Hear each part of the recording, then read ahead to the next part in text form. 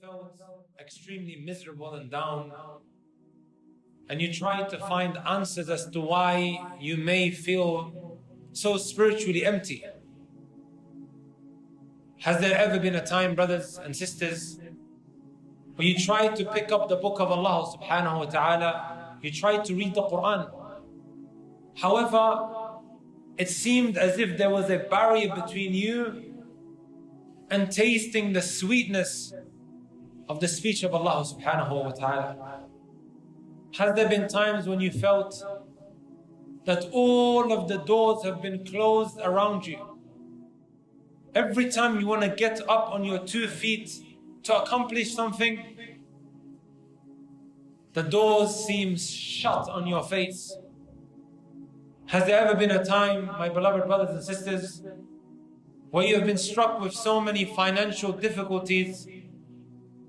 Every single time when you try to get up on your 2 feet to better your financial position, again you felt as if there was no way out of the situation that you're in.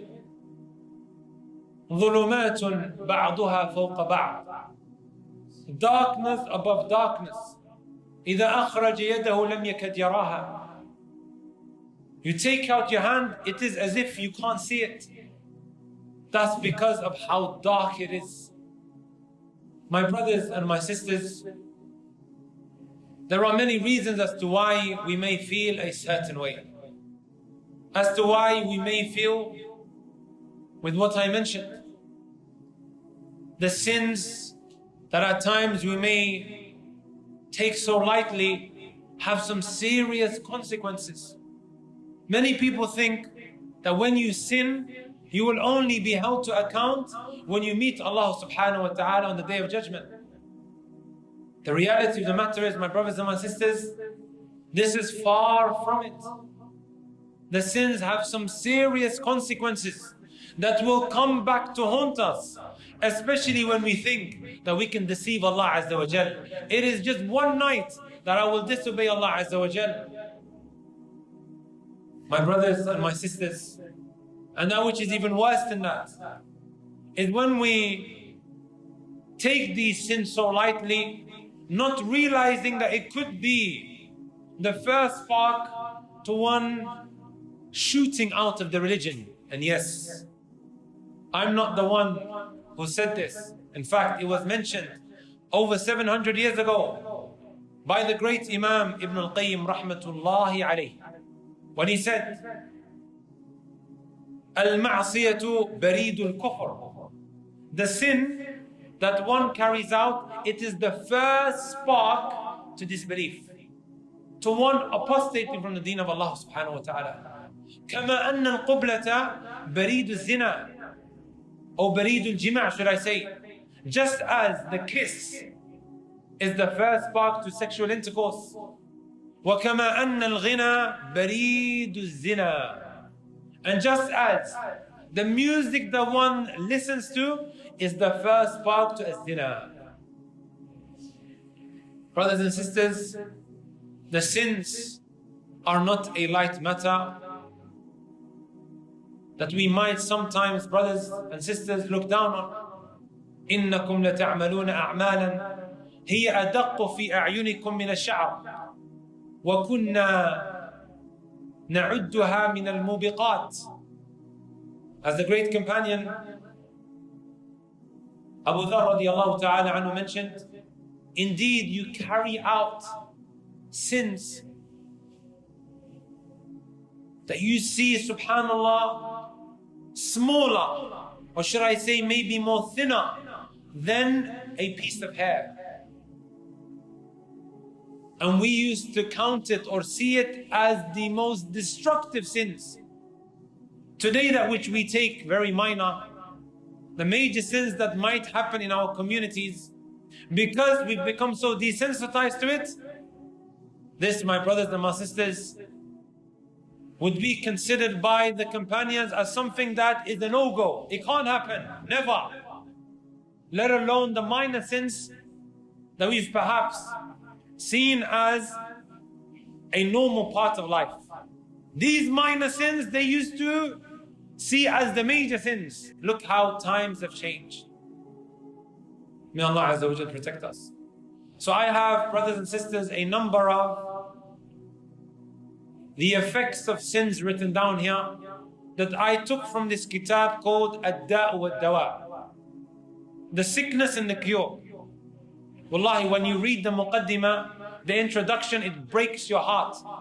Because it was a letter that was sent to Ibn al-Qayyim of one saying, if I continue like this, then indeed I will run myself into destruction.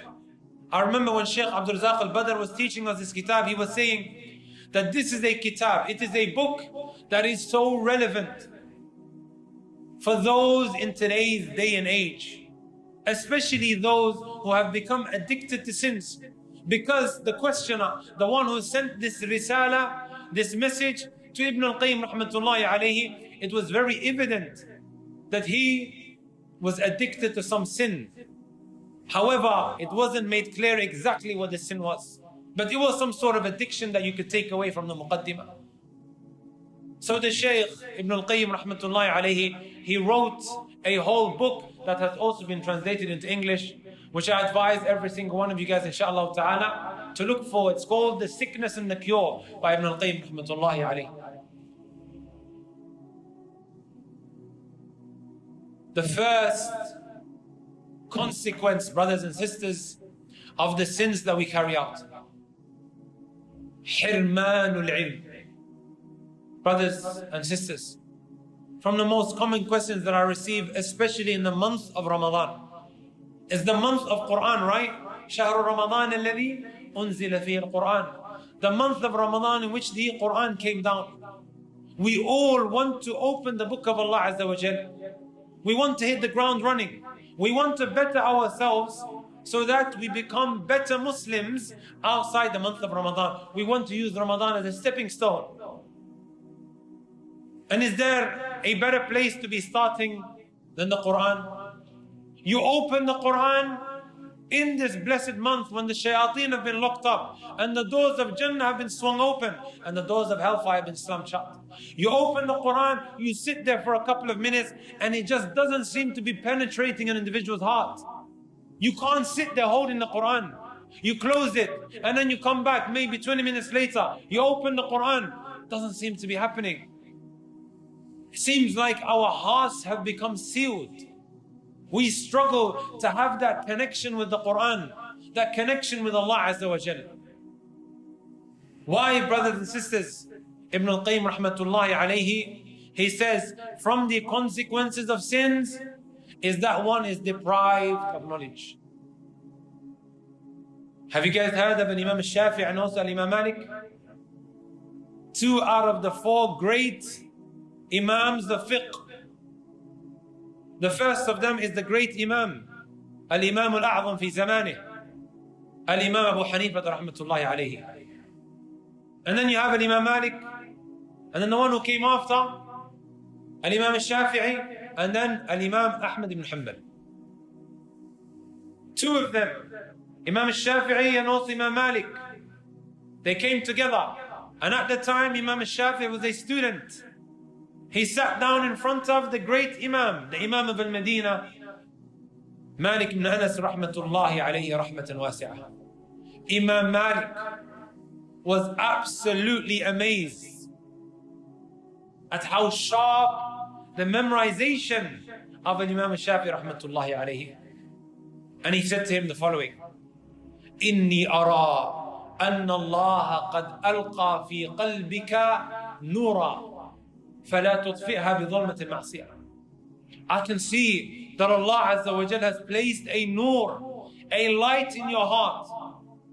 Do not extinguish this light with the darkness of sinning.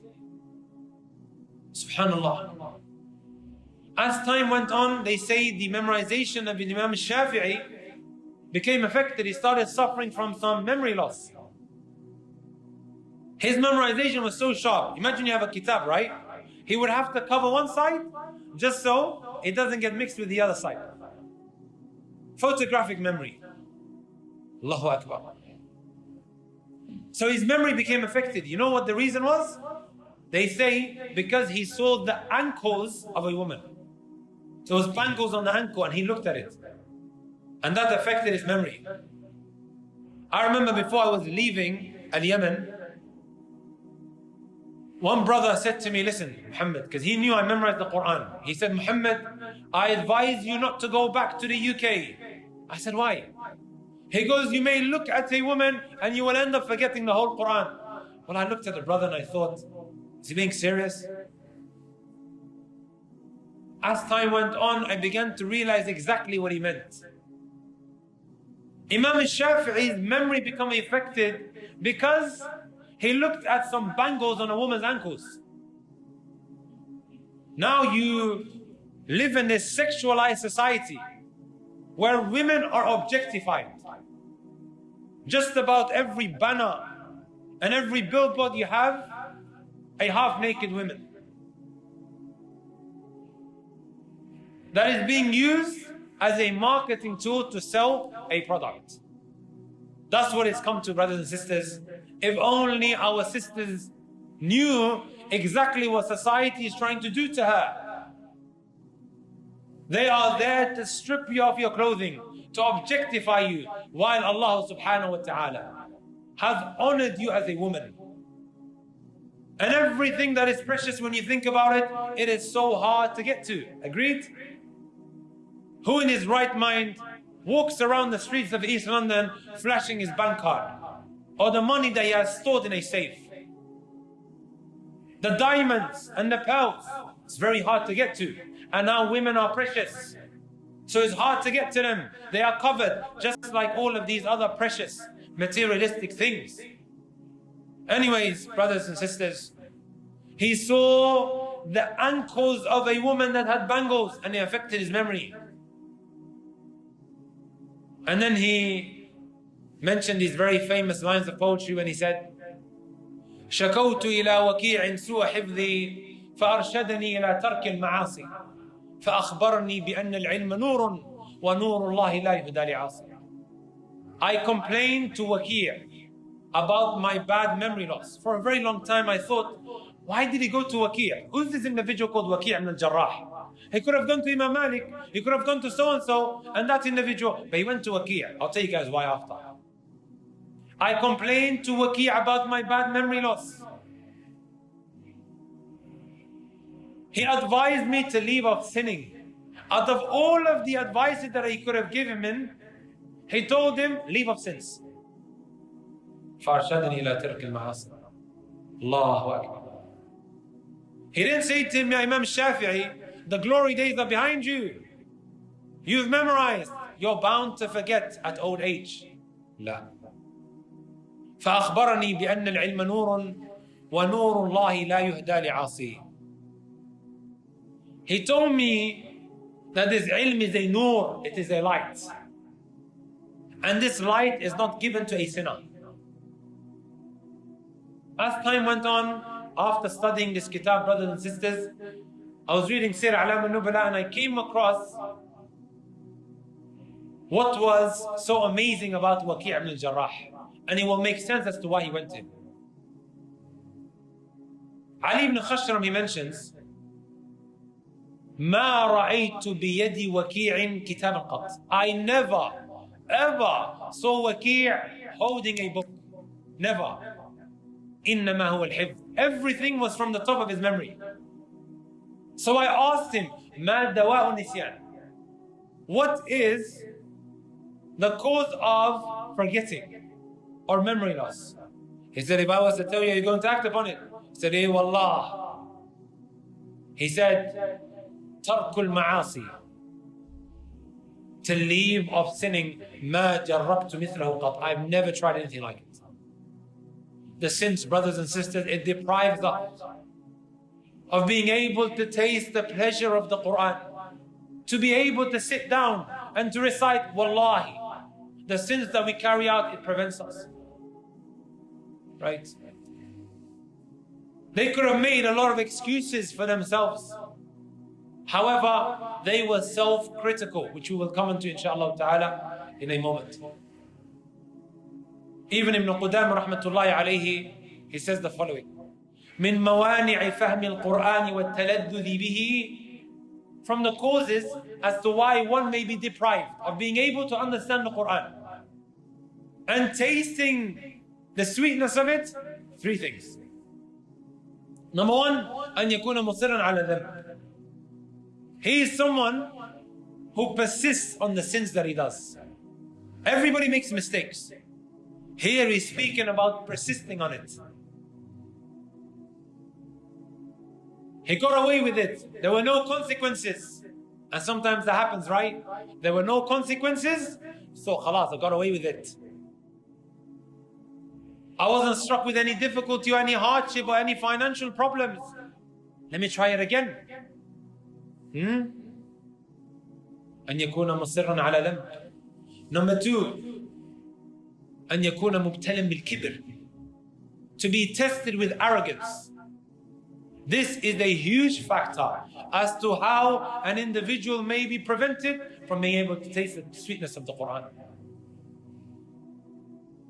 And it may make sense as to why we struggle to open the book of Allah Azza wa Jal. It may well do, brothers and sisters. Even Shaykh Islam Taymi rahmatullahi alayhi في كتاب الرد على الشاذلي, he says, رأيت كثيرا من المنتسبين إلى العلم يبتلون بالكبر. I saw many of those who ascribe themselves to knowledge. He's not just talking about the average Joe that you see walking around in the streets of East London. La. He's talking about people of knowledge are tested with arrogance. وَيُحْرَمُونَ حَقِيقَةَ الْعِلْمِ. They are then deprived of the essence of knowledge. You've been studying, or you've been upon a certain way for maybe 10 years. Or you were brought up from a young age doing something that is in contrary to the Sharia. You've become old, white beard. You have a little bit, someone comes and corrects you. Who are you to come and correct me? That's the kind of response that comes out of your mouth. I knew what the sunnah was before you knew what a sandwich was. Wallahi, I heard this with my own ears by one of the pioneers of the da'wah when I was in Yemen through audio. You want to tell me what the sunnah is? I knew about the sunnah before you knew what a sandwich was. I've heard statements such as, I used to clean your backside, now you want to teach me how to make wudu? All of this, brothers, is kibr. It's arrogance. And the Messenger ﷺ said, arrogance is batarul haqq wa ghamtun nas. To belittle the people and to reject the truth. Does that make sense, my brothers and my sisters? We really have to empty the vessel. This heart needs to be cleaned. Otherwise, we will be deprived of that which is going to grant us salvation. And I think it's important that I touch on this statement of Ibn al-Jawzi rahmatullahi alayhi. A lot of the time we talk about ilm, what's so good about ilm? Many people think that you only seek knowledge if you want to become a sheikh, if you want to become a serious student of knowledge. La wallah. Brothers and sisters, pay attention to this very important point. Would you agree that because of a lack of knowledge, there is that which is inflammatory, considered by the texts? I'm not here, by the way, brothers and sisters, to express my own views and opinions. I'm just quoting. There is immoral sexual practices that has become normalized in the society. The world's become a very colorful place. You want to cross the road, the zebra crossing is rainbow colors. It's become a very colorful world, right? We've become so desensitized to what is unacceptable morally as per the script. And by the way, brothers and sisters, this isn't only a Muslim position. The Jews believe the exact same thing, and the Christians. I believe it's 230 Jewish rabbis, they call themselves the Torah Jews, and mental health experts and doctors.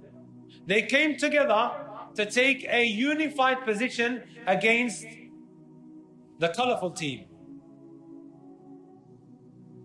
saying how this is what? Harmful and immoral. Does that make sense? But then us Muslims, we feel extremely embarrassed and shy to speak about what is in the Quran. Come on, brothers. We are either made to feel that we have to have coalitions with them, or we must be on the back foot. Point I wanted to make is, likewise, how to be a man. How to be what? A man. Toxic masculinity, alpha male, madri esh. People are taking guidance from an individual who half the time spews absolute filth and evil. The feminists have had a strong hold on society for a very long time. And now the opposite has emerged. Shabab are glued to these individuals, either the feminists or what? Now this new movement. Is it in line with the Sharia? Wallahi, a lot of it isn't. Point I want to make, my brothers and my sisters. Al-ilm teaches us how to navigate and maneuver around fitnat al-shubuhat wa fitnat al-shahwat. The fitna of sexual temptations and desires. Ilm teaches you that. Put your hand up if you came to my lecture yesterday in Edmonton Islamic Center. طيب, Jamil, let me ask you guys a question. When the wife of Al-Aziz locked Yusuf in the room and she said, let's go, what did he do? He sought refuge from Allah Azza wa Jalla, and then did he just sit there? What did he start doing? He ran away from her. He ran away from her, right? Is this not ilm? How to deal with some of these sexual temptations? Today a sister slides into your DM, right? And then the shaitan whispers, I'm going to give her da'wah. She ends up giving him da'wah. Her looks end up giving him da'wah. Because of you entertaining that which you should have run far away from. And there's so much more that can be learned, brothers and sisters. So much more. Does that make sense? About how to deal with the day-to-day struggles and challenges. Likewise, Maryam alayhi salatu wasalam, when Jibreel came to her, فَتَمَثَّلَ لَهَا بَشَرًا سَوِيًّا, in the form of a human being, did she just sit around entertaining this man who just approached her? إِنِّي أَعُوذُ بِالرَّحْمَنِ مِنْكَ, I seek refuge in Allah Azza wa Jal from you. If you are someone of taqwa, taqiyyan, stay away from me. That's the response. She never got excited. Oh, I'm getting a little bit of attention. Teaches us a lot. So the ilm enables us to maneuver and navigate around these temptations.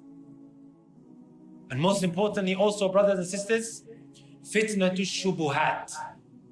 The fitna of doubts. We are taking our kids and our brothers and sisters to these universities and these schools, which are breeding grounds for kufr, shirk, and all sorts of evil. Agreed? And even more so, they are being fed a lot of colorful things. And then when the child comes home asking questions, we get angry. Or we say that she has or he has a jinn. No, he doesn't have a jinn. He just doesn't know. He wasn't taught how to tackle a lot of that which he's facing. And now, حُقَّ لَهُ, he has every right to ask questions. Brothers and sisters, ilm is not just to become an alim, a scholar. It will help you immensely in dealing with a lot of your problems. Has anyone here watched a lecture on my YouTube channel called Filthy Fathers, Cheating Husbands and Free Mixing? Put your hand up if you have. Alhamdulillah. So I can ask you a question now. طيب. If we sit here and we speak about why you shouldn't gender mix, People say, oh, here we come again. Haram police, right? Backward minded, out of touch with reality. What do you mean don't gender mix? We are in the 21st century. I mentioned hadith and verses, but what I also did, I mentioned first-hand accounts of people who fell victim to gender mixing. A woman would open the door, come with your husbands and let's all sit around and have tea. What happens? And by the way, I took all of these accounts from Islam Q&A because they emailed in sharing some of their personal experiences of how they fell victim to the gender mixing. Wallahi, some husbands were cheating on their wives and they are in the same house because of these gender mixing. And probably the woman that's writing this email, she's writing it while she's what? Crying her eyes out. I remember I said something when I was going through these different accounts. It's times like that when I really appreciate knowledge. Because the Sharia tells us how to save our relationships. All of these people who are emailing in, they're talking about how their relationship broke down. I lost the love of my life, my husband. I lost him because I innocently opened my house for people to come in. Can you see how ilm comes in extremely handy? Or not being alone with the opposite gender. ما خلا رجل مع امرأة إلا كان ثالث من الشيطان. Never does a man seclude himself with a woman except that the third is shaitan. Wallah, I don't care if you're a sheikh. I don't care if you're Sheikh Salih al-Fawzan or one of the great scholars of our time. If you think that you can control yourself when you're alone with her, then I think you're alien. You're not a human species. As men, that's our biggest fitna. To be honest here, guys, Ata ibn Abi Rabah, who used to limp, pug nose, could barely see properly, right? And he was paralyzed. He never had a wife. You know what he said? If you make me the chancellor of the city, I will take the job, in charge of the wealth. But if you ask me to be in charge or to look after amatun shawha, an ugly slave, then I wouldn't do so. I don't feel comfortable. I fear for myself. Does that make sense, my brothers and my sisters? This is ilm, teaching us how to have a way of life that will protect us from a lot of heartbreak, a lot of problems, a lot of struggles, a lot of difficulties that we experience when living life. So going back to the point that I mentioned, brothers and sisters, about ilm. Shaitan does not want you to study. If you are not studying, then know that the shaitan has managed to get the better of you. Why do I say this? Look what Ibn al-Jawzi rahmatullahi alayhi mentioned. He died, by the way, in the year 592. That's maybe over 800 years ago. اعلم, know. أن أول تلبيس إبليس على الناس صدهم عن العلم. The first deception of Iblis was to block you away from knowledge. This knowledge that will give you the insight of how to deal with doubts that will shake your iman, and also some of these sexual temptations that will lead you towards that direction. Shaitan doesn't want you to study. He will look for every way to block you away from knowledge. And that is because the ilm is nur. It is light. فَإِذَا أَطْفَى مَصَابِيحًا خَبَّطًا بِالظِّلَامِ كَيْفَ شَاءَ. If he manages to extinguish the light, you will see yourself stumbling in the darkness. Does that make sense, my brothers and my sisters? We don't just study because I want to become the next sheikh, or I want to become imam here, to do the khutbahs in Newbury Masjid. That's not why we study. Your salvation in this dunya is totally dependent on you taking time out to study the deen of Allah subhanahu wa ta'ala. Also, that which I want to make mention of as to why we may be struggling to read the book of Allah Azza wa Jal. Has music entered into our hearts? Ibn al-Qayyim rahmatullahi alayhi, he mentions a very powerful line of poetry I remember when I was younger, my mom caught me with music on my phone. We used to have the Nokia, you know, infrared. You connect to the guy's phone and then he transfers the music files. You guys remember infrared, huh? We has to hold the phone together for like 10 minutes to move one file.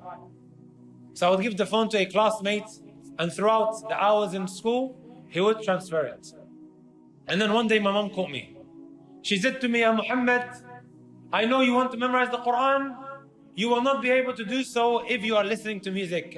We always think our parents are backwards. They don't have a clue of what the reality on the ground is. Years later, when I started studying, I came across this line of poetry. When he said, حب الكتاب وحب ألحان الغنى في قلب عبد ليس يجتمعان. The love of music and the love of the Quran are two things that just can't come together in one's heart. Does that make sense, brothers and sisters?